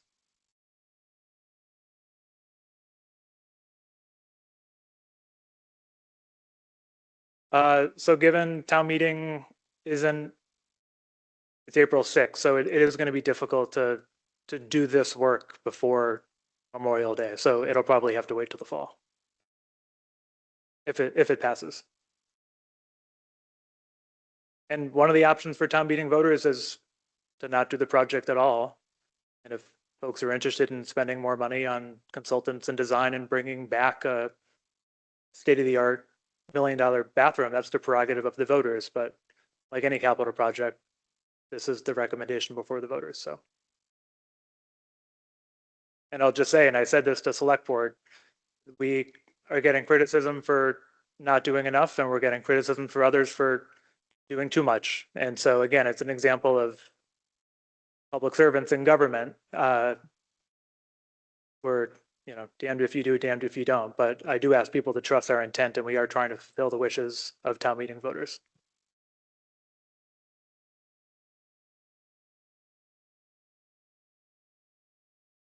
All right. Article 19. So as I said before, there's a list of projects funded by free cash. And then the other section of capital projects is funded by capital improvement, the Capital Improvement Stabilization Fund. And you'll see the total on the left there of the current balance of the CIP. And then the total of those projects. And again, this year's CIP doesn't include any debt exclusions. As part of the CIP, we also do the enterprise funds. So again, these are separate from the general fund CIP. And these include the pier, the water department, the sewer department, and the airport. And typically the capital projects within the enterprise funds are funded by the enterprise funds themselves. So either from retained earnings, which are essentially the free cash of those funds, or borrowing, and the debt service is paid for by the enterprise funds. So none of these projects are debt exclusions are also funded by the enterprise funds. The only projects I do want to point out is the airport CIP articles are funded by general fund money, given the lack of funds within the airport retained earnings. Article 20, so we're going to general articles, is accepting land and expanding the Provincetown Cemetery. This would authorize the town to acquire approximately 300 square feet portion of the land located at 27 Cemetery Road, and would allow for the Roach Watkins family graves currently on private property to be formally incorporated into the town cemetery. So folks might remember there's been some reporting on this family's graves and the location and private property, and this officially sort of welcomes them into town cemetery. So we've been working with the private property owner to negotiate that land, and it's at no cost to the town. Article 21 is the Ryder Street Dune Enhancement Stormwater Improvement Project.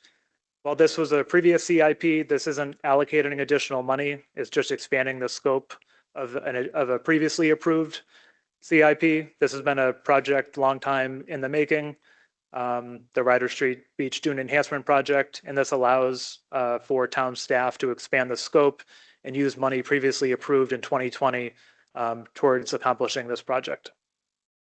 So it's not additional funding.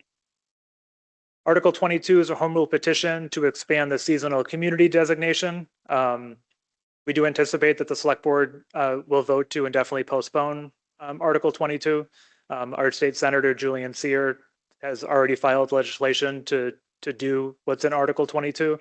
And so at that point, it doesn't need to be a home rule petition sent by the voters of Provincetown.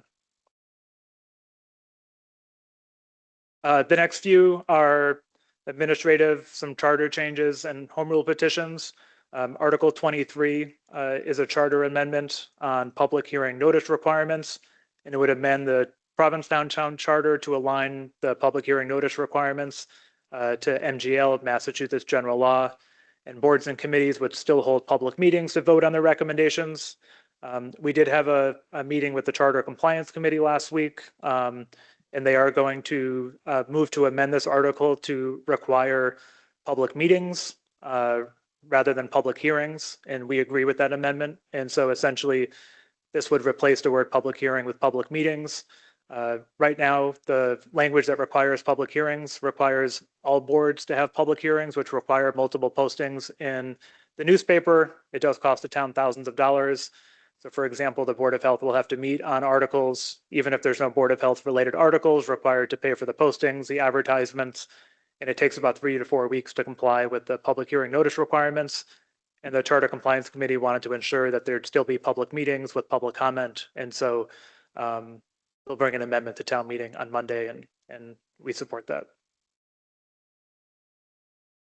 Article 24, the select board has already voted to move to indefinitely postpone Article 24. This would have removed the requirement that the town publish the entire warrant in a newspaper. We happen to use the Provincetown Independent. This initially was just sort of looking at ways to save town money, as we pay $27,000 to print the full warrant last year in the Independent, and another $16,000 this year. And we feel like we do a good job of getting the warrant out to the public, but not a fight I guess we're willing to have right now. So we're going to definitely postpone Article 24, and you should have already seen the warrant in the newspaper. Article 25 is another charter amendment, would amend the charter to allow the select board to create, combine, dissolve, or reorganize non-regulatory appointed town boards. This is the Coastal Resiliency Advisory Board is one example of a board created by the select board. This doesn't apply to regulatory boards like historic, planning, conservation, open space. Article 26, another charter amendment, would amend the charter to prohibit town employees from serving on regulatory boards. So we've had examples where town employees are on regulatory boards, and I think it creates potential conflicts of interest if they're both a full-time town employee and also on a regulatory board that makes decisions that are relevant to their day job at town hall. And Article 27, I think the last charter amendment would amend the charter to remove the provision that limits a town board member to serve as chair to no more than 6 consecutive years. We recommended this to leave the election of chair of any said committee to the members rather than to the town charter. And Article 28 just simply allows the town to add a donation box on tax bills that allows taxpayers to voluntarily donate an amount of money to our coastal resilience gift fund to support our coastal resiliency efforts. Town board articles, this one's sponsored by the Conservation Commission. It's a non-binding resolution to reduce the proliferation of invasive plant species. You can see the text of this article here. I know if there are questions at town meeting, there's members of the commission that could speak to it. Thank you for being here. And the second board article is sponsored by the Animal Welfare Committee. This is a home rule petition to authorize the town of Provincetown to prohibit the sale and use of glue traps.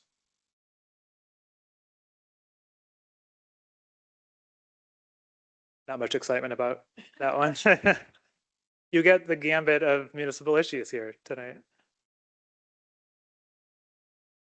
And then we move into the general bylaw amendment articles. Article 31, also related to the newspaper, but this one is moving forward. Currently, the bylaws require that the town post all job openings separately in the newspaper 2 weeks in a row. So positions would still be advertised on the town's website, other venues, Mass Municipal Association. And we could still choose to publish sort of a summary of job postings, but right now the requirement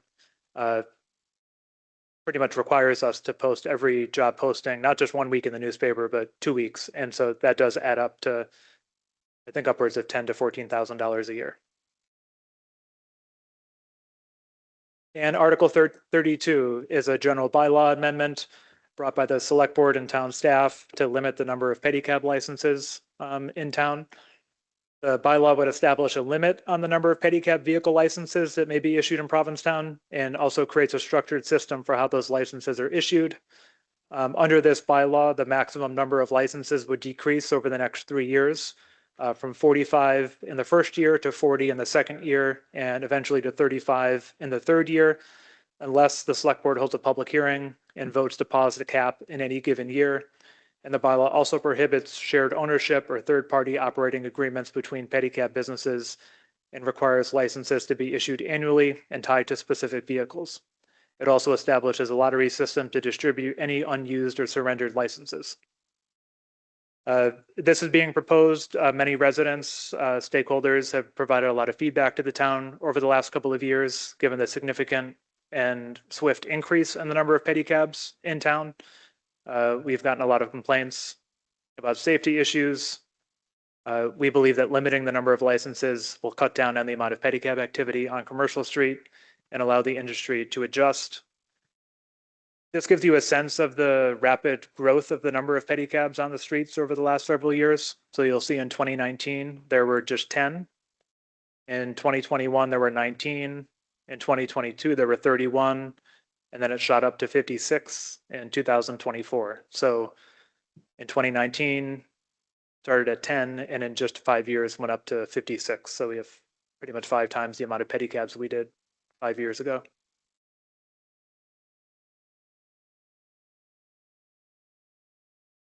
Yeah.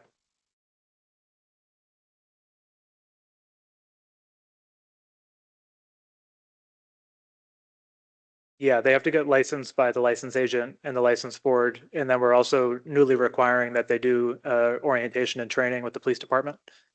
So in addition to this article, what's happening separately is that for the first time, the community service officers The select board officially voted to grant authority to the CSOs to issue tickets for the first time. And so we've gotten a lot of feedback from residents and business owners that, yeah, the CSOs are great, but they really can't do anything about pedicabs and scooters and violations of traffic laws. And so this will be the first summer that you see CSOs issuing warnings and citations to pedicab operators. There's also pretty strict scooter regulations as well about time of day, about speed, about going the wrong way on Commercial Street. And so we are going to try to do relatively robust enforcement at the beginning of the season, just to make sure folks know that our CSOs are empowered to do that this year. We will do additional signage and public education. This bylaw is about the limits and the cap, and separately the enforcement has already been acted on.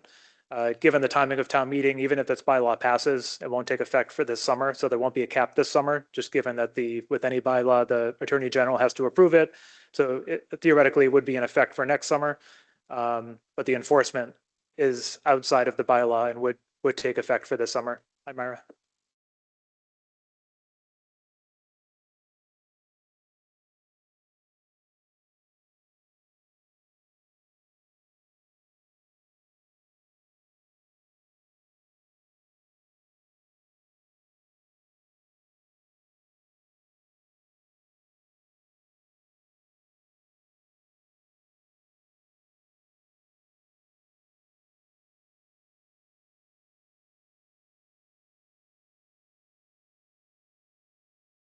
Yeah, they're user agreements, right?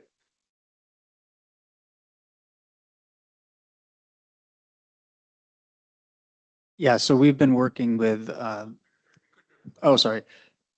Let me try to get this right. Tell me if I'm wrong. She was asking about scooter and e-bike rental companies and the folks that just can come into town, rent one and hop on it and not know the rules of the road and how they should be operating in town. Is that the gist of it?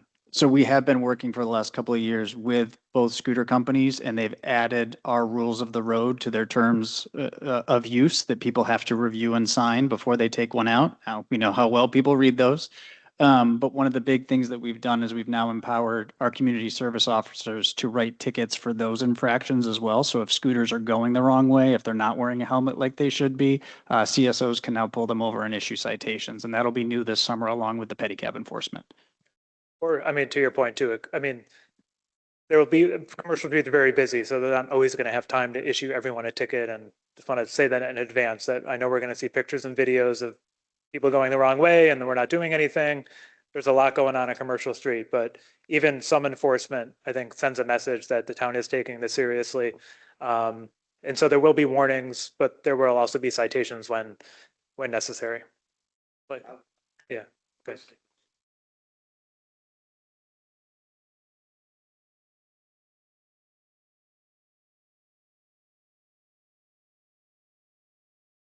I mean, if they're violating, Not stopping at crosswalks. yeah, they have to abide by the rules of the road. They can go both ways, as you know, but they do have to abide by certain rules. So.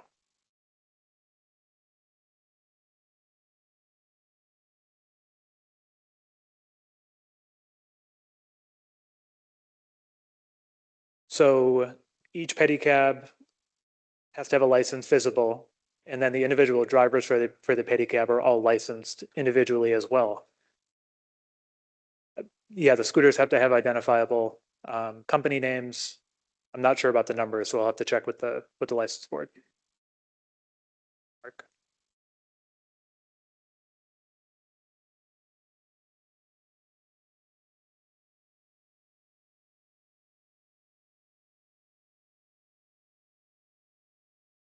Yeah. So the licensing board hasn't issued any yet. They put a moratorium on issuing their licenses for this year to see what the outcome of town meeting would be.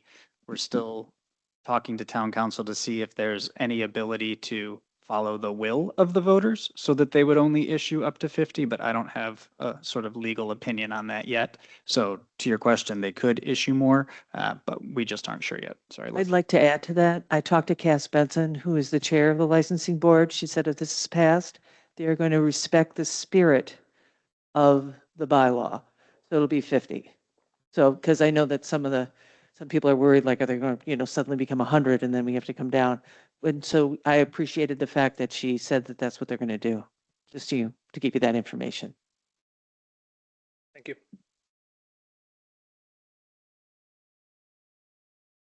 Kevin? You had a really good flow going, so I didn't want to interrupt. Go ahead. But there, just back to the CIPs, you don't have to go back on the slides. Just on the CIPs, what level of detail is required in order to submit a CIP? So for instance, like the DPW 270,000, it explains operational efficiencies, wayfinding. Are there line items associated with that, or is it those just sort of like the department's projections? Or? Yeah, so it really depends. There's really not hard and fast rules. It has to be a capital project, typically a minimum amount of money. Most town boards and commissions have a staff liaison, and then those staff members would then, in their annual budget submission, they would enter in those capital projects.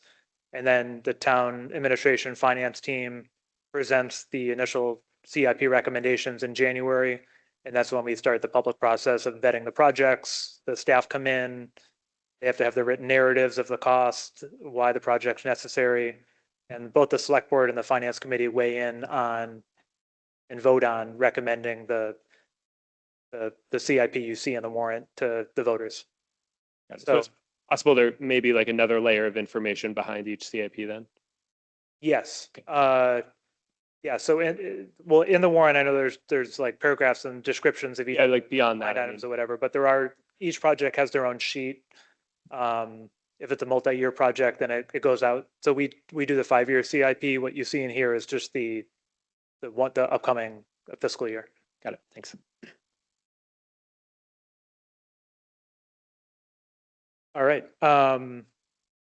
Article 33 is another general bylaw amendment. This is regarding the local historic district and brought by the HDC, the Historic District Commission. Right now, there's a solar panel exclusion section of the local historic district bylaw, and the Historic District Commission is proposing that the exclusion is eliminated so that the HDC has more jurisdiction over solar panels that are visible from the street. This has come up a couple of times over the last year or so, where we've informed the HDC that they didn't have jurisdiction over certain review, and they're now proposing to amend the local historic district bylaw amendment. Yeah.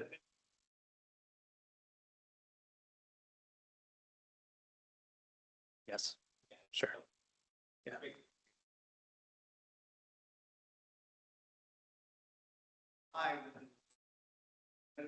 Climate change. Yeah. Yeah. Yeah.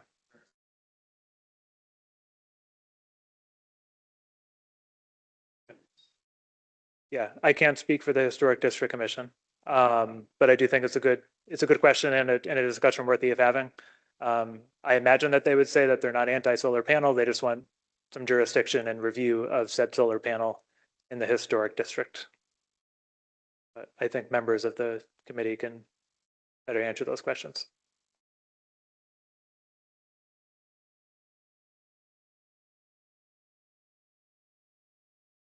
Article 34 is also a general bylaw amendment. This is in regards to blighted properties. This gives the town additional authority to apply liens on properties that are abandoned. It requires an improvement plan for said properties. Requires a vacant building registration with the town where they pay an annual fee, and there's incentives for them to submit a development plan to the town. I'm sure some folks could think of blighted properties in town, and this would give the town additional tools. This is adopting a Massachusetts general law. A lot of cities and towns have this, particularly in bigger cities where you have a lot of blighted and vacant buildings. But this would also help Provincetown apply these liens, and whenever the property is transferred, the town would get the money back for the placement of those liens for fees or fines that are unpaid on blighted properties.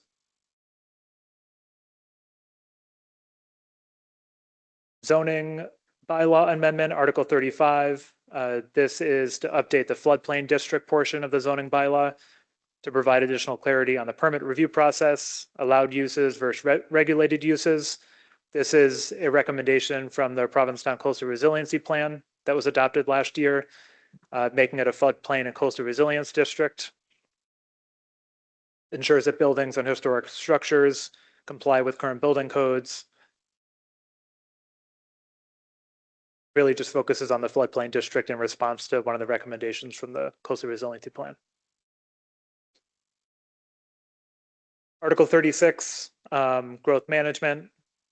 I know some of these are a little bureaucratic, but every year the select board does the growth management hearing. We have a limited number of both sewer gallons and water gallons.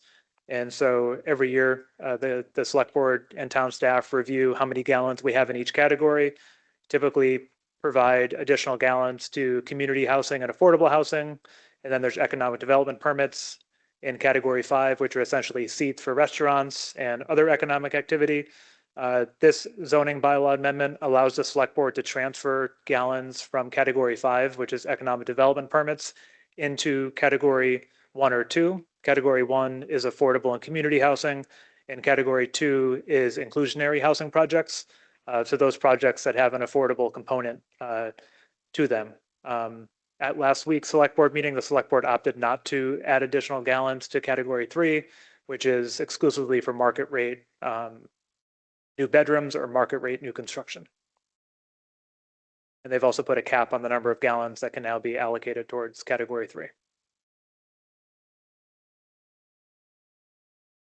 Article 37 is historic preservation zoning bylaw amendment. At last year's town meeting, voters adopted this zoning bylaw, which addresses the historic district. This allows development in this district to replicate the scale and size of a building that was once on that site. Voters adopted this in the past. This is a planning board recommendation amendment, and this just amends that to comply with the mixed use overlay district that was also passed by town meeting last year, that requires a minimum number of commercial square feet on the first floor, residential upstairs.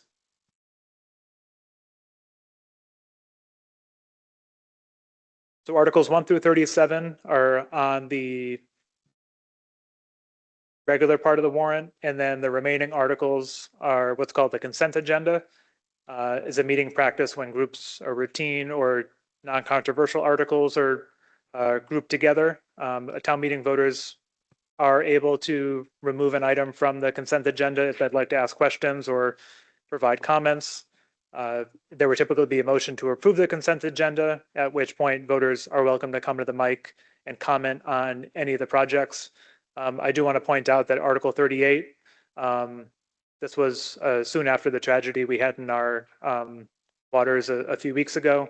And we had been working with Michael Shute and others, and they weren't able to secure CPA funds this year. And so it all happened within a couple of days. We work with the select board to add in the article to fund part of the memorial at $50,000 from free cash. And so that is the goal of Article 38. And as I said earlier, this is the initial investment, and we want to work with the committee in the months to come. And I did want to provide the balance of free cash, the 50,000, and then this is the sort of conceptual design of said memorial proposed by the group. Rachel? I have to say, my dear, you are nothing short of a magician, because this has been my project since 1978. I brought it before the Board of Selectmen, and they voted it, but there was never a funding source.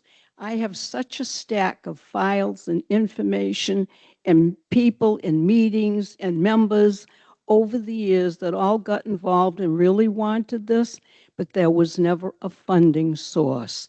You are a magician, and we'll all love you forever for it.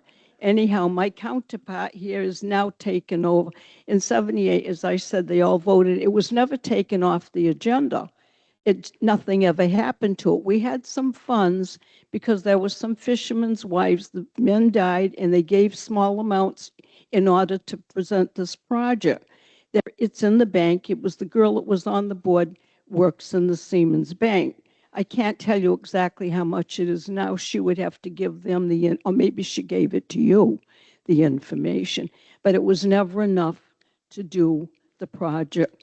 So I commend you, and I can't wait to go. I won't have a front row seat. I just want to see it up before I cash out.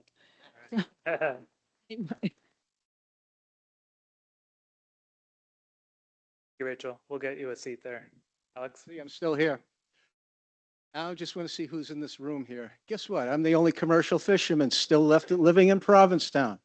I'm semi-retired now, but yeah, my family's lost an awful lot here on that banner. You know, not me, not yet. But I'm just saying, past previous people. There's a lot of loss in the family and all that. But you know, this, as Mrs. White said, this has been ongoing for years, and it always gets fluffed off. Everybody knows my mother-in-law who recently passed away. That was that damn anchor down at Lopes Square. That was the Fisherman's Memorial originally, when George Adams brought that thing up and they put that in there. But everybody forgets it. Now it's a hangout and whatever the heck the thing is. This has gone through how many reincarnations? 2 or 3 reincarnations. I can't tell you how much money my company, my fishing company, gave to these past memorial things. And you want to know something? No accountability. I don't even know where the heck the money is.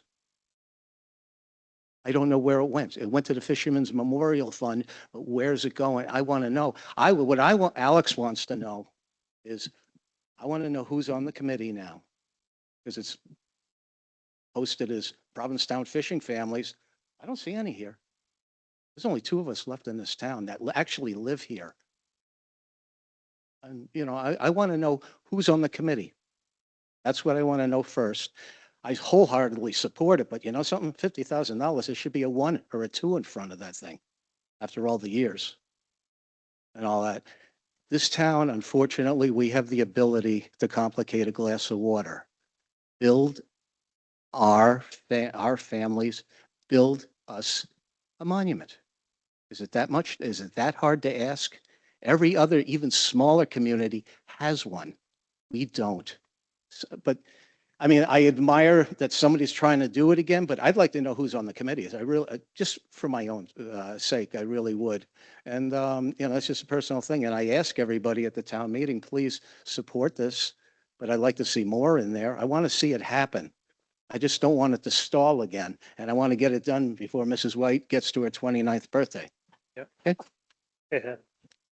Okay. On the short list. Thank you. Thank you.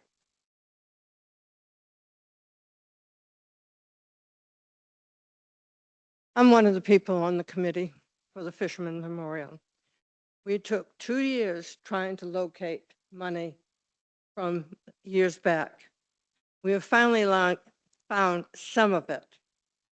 We've gone through the banks and everything else. Right now, we are working with New Bedford to help us, you know, get started. Graciously, you know, the town has put a warrant in for $50,000 so that we can get this started. It's nothing that I can do.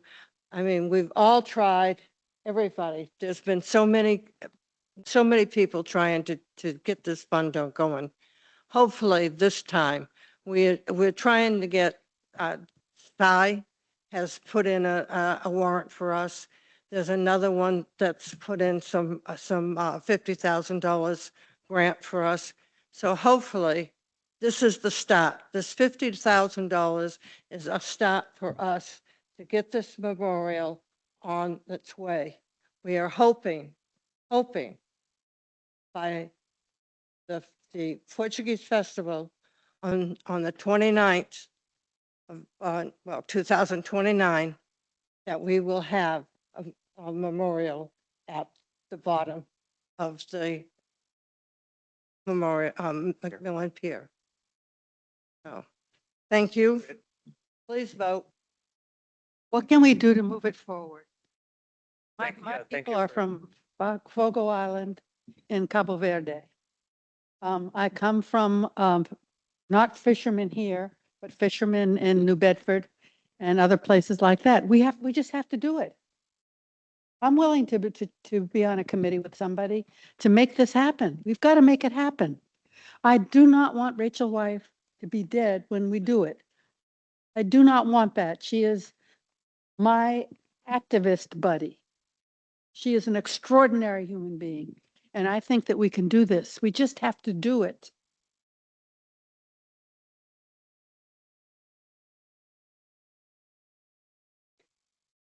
I'm totally in favor of this. I want to suggest also that in addition to a physical memorial, there be some thought by this committee to perhaps invest in something in the local school so that there's a program to educate our children in the community about the heritage of our fishing community. We have a school committee member right here. Yeah, there you go. And thank you for your comments as well. And thanks for serving on the committee. And as you said, I think this is a start and there's a lot of good momentum and we're committed to continuing to work together. So, yeah.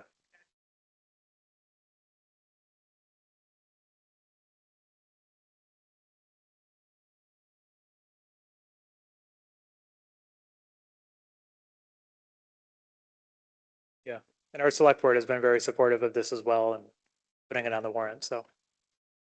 Hi, all. Who's keeping donations? Well, maybe I can answer some of your questions. My name is Len. You know, some of you know me. Fourth generation native. I grew up here, went to school here, graduated. I'm a member of the committee. We've been visible over the last handful of years. The Portuguese Festival, Blessing the Fleet. I think most recently Michael Shute, who's on the board, was at the Year-Rounders Festival. So we have been around. I'm here representing the board today, the directors from this committee. I do have some informational flyers for any of you. I'd be happy to speak with any of you afterwards, give you some more information and address questions, concerns specifically.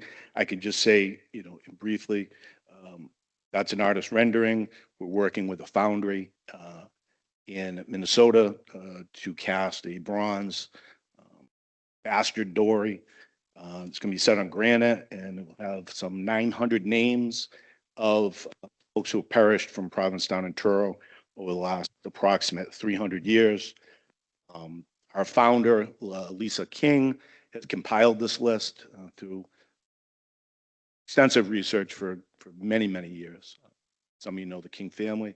They lost their dad in the middle 70s. Big tragedy when the Patricia Marie went down.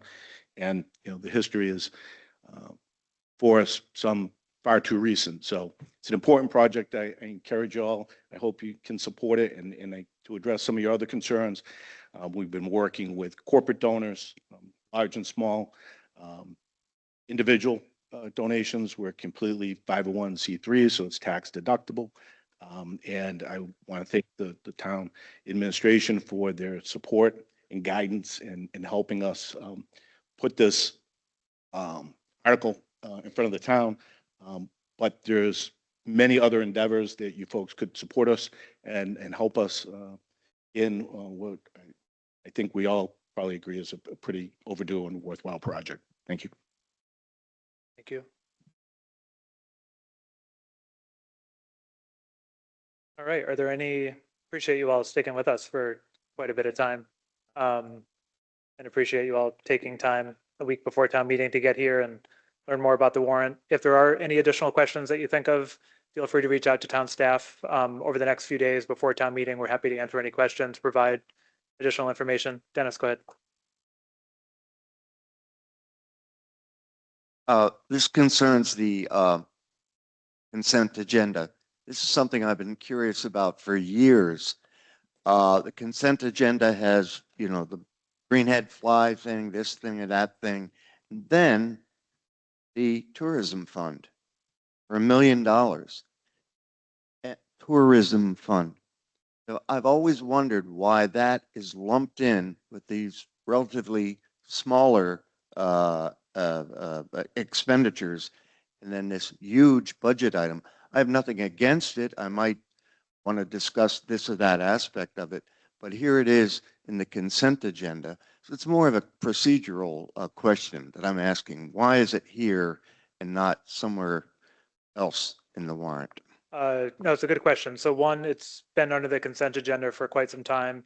And then two, it's the only budget other than the enterprise funds that are outside the general fund tax budget. And that budget is separately adopted by the select board in December of any given year. And that budget's 100% funded by rooms tax revenue, not general fund tax dollars. And so the select board every year adopts the amount of the tourism budget for the next fiscal year from the room tax fund. So our rooms tax, as many of you may know, is divided up into 5 different categories. About 25% of that fund goes into the tourism fund to fund the tourism budget. So it's outside of the Article 2 budget where you vote on the overall town budget, because all of the staff and tourism fund budget are funded out of the rooms tax. So the tourism, the VSB's already adopted it, the select board's adopted it, and then it's typically an administrative article under consent to officially authorize the budget for the tourism department. So I think because it's not as part of our property tax levy, where it's through taxation, we get about, and we actually did over the last couple of years ask them to limit and cap their budget because there had been growth in it. So 2 years ago, the budget was about 1.15, and then for FY27, they reduced that down to $1 million because their rooms tax receipts are sort of plateauing. They're pretty much around $5.2 million a year. 25% to tourism, 18% to the capital stabilization fund that funds part of our CIP, some money to the wastewater enterprise fund, a small amount to the general fund, and then 30%, the biggest share, goes into the housing fund that the select board oversees. And that supports lease to locals and contributions to housing projects in town and things like that.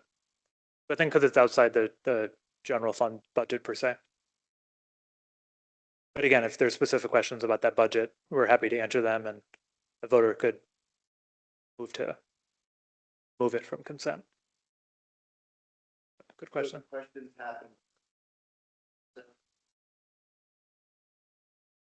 Yep. So the tourism director they'll public meetings of the visitor service board where they review the budget over multiple meetings, and then they'll bring it to the select board, and there's public comment. They'll go through the expenditures, the comparisons over the last 5 years, and then within that funds the VSB grant program, and then the select board separately reviews all of the grant recommendations from the VSB as well. All public meetings and public comment and things like that. So you're welcome to join. Yeah. Yeah.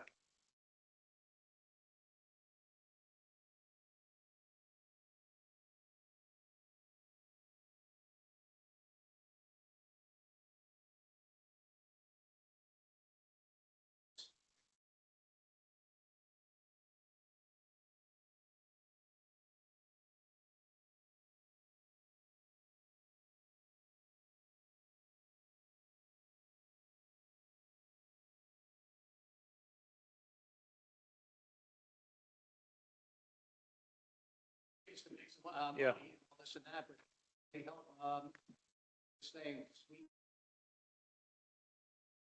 Yeah. Yeah. Potentially, I mean, all the money is spoken for at the moment, and it hasn't been considered, but yeah. Yep. Yeah.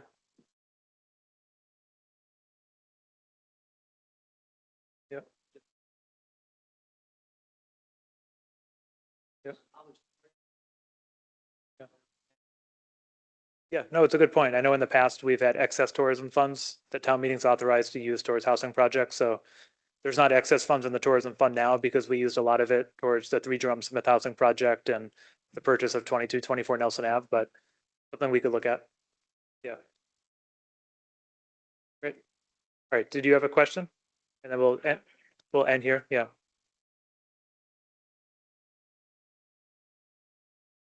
Yeah.